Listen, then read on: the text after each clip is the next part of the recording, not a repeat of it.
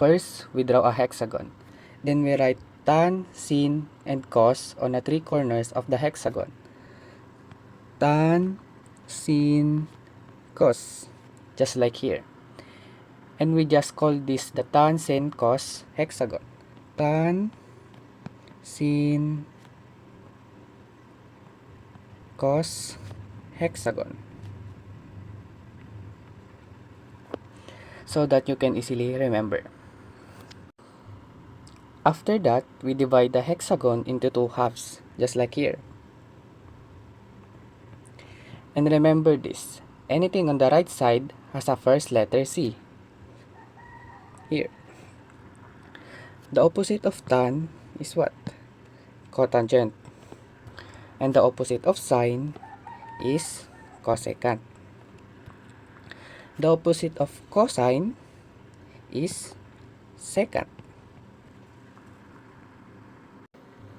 For quotient identities, for tan, if we start here at tan and go clockwise, then move 2 steps, and that is tan theta is equal to sine theta all over cosine theta. If we start here at sine and move 2 steps, that is sine theta is equal to cosine theta all over cotangent theta. If we start here and move 2 steps, we have cosine theta is equal to cotangent theta all over cosecant theta. If we start here at cotangent and we move 2 steps, cotangent theta is equal to cosecant theta all over secant theta. If we start here at cosecant and we move 2 steps, cosecant theta is equal now to secant theta all over tan theta. If we start here at secant and we move 2 steps, secant theta is equal to tan theta all over sine theta. How about if we start here at tan and go counterclockwise, then move 2 steps, that is equal to tan theta is equal to secant theta all over cosecant theta. If we start here at secant and we move 2 steps counterclockwise, secant theta is equal to cosecant theta all over cotangent theta.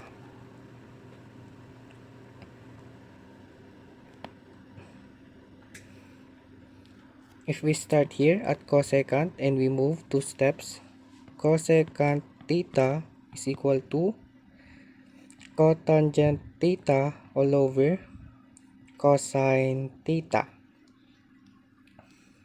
If we start here at cotangent and we move 2 steps, cotangent theta is equal to cosine theta all over sine theta.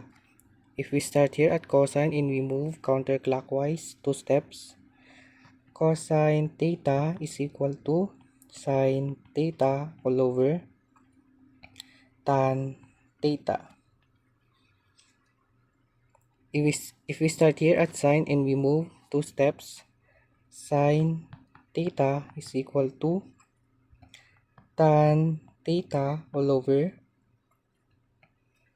secant theta.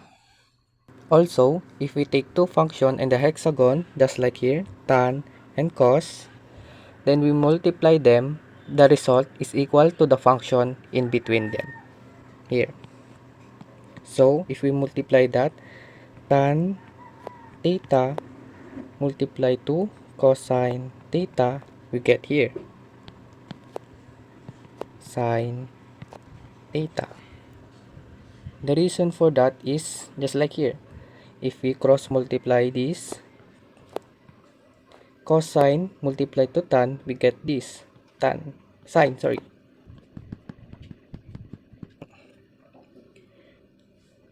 If we multiply this to this, we get here cosecant. Cot theta multiply to secant theta, we get cosecant theta. Also, if we multiply this to this, we get this cotangent. Cosine theta multiply to cosecant theta, we get cotangent theta. If we multiply this to this, cosecant theta multiply to tan theta, we get this secant theta. For the reciprocal identities, the technique is we place 1 in the middle of hexagon. So if we have tan theta is equal to 1 all over cotangent theta.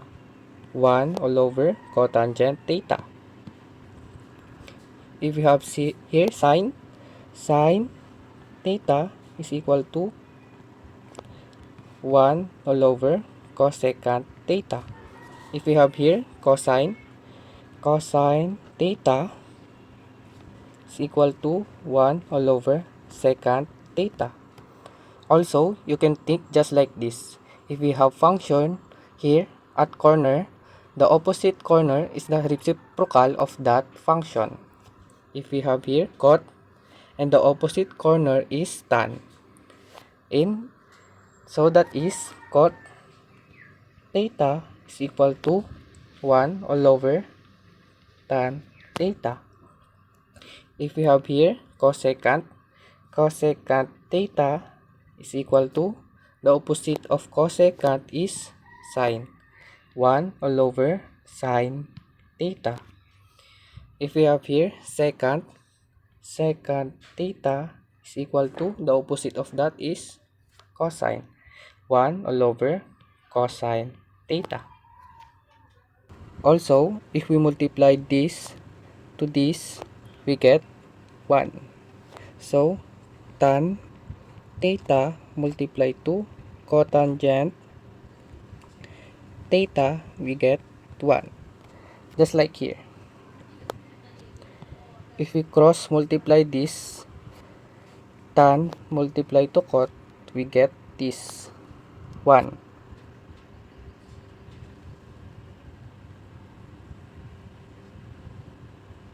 So, if we multiply sine to cosecant, we get 1. So, sine theta multiply to cosecant theta, we get 1. If we multiply cosine to secant, we get cosine multiply to secant theta, we get 1. For Pythagorean identities, I want you to divide the hexagon into 6. Here, it's like here. And place a 1 in the middle. And I want you to draw curve just like here. From left to right to going down. Also here, from left to right going down. From here, from left to right going down. If we start here at sine to cos to 1, we get sine squared x plus cos squared x is equal to 1 squared. Or we can just say it is 1. If we start here from 1 to cot to cosecant, we get 1 squared or 1 plus cotangent squared x is equal to cosecant squared x. If we start here from tan to 1 to secant, we get tan squared x plus 1 squared or 1 equal to secant squared x. Also, you can say change the x to theta here, theta.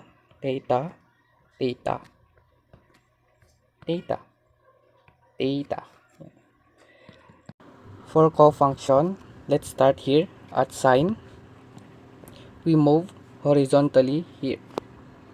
So sine theta is equal to cosine 90 minus theta, or in radian we get pi all over 2 here.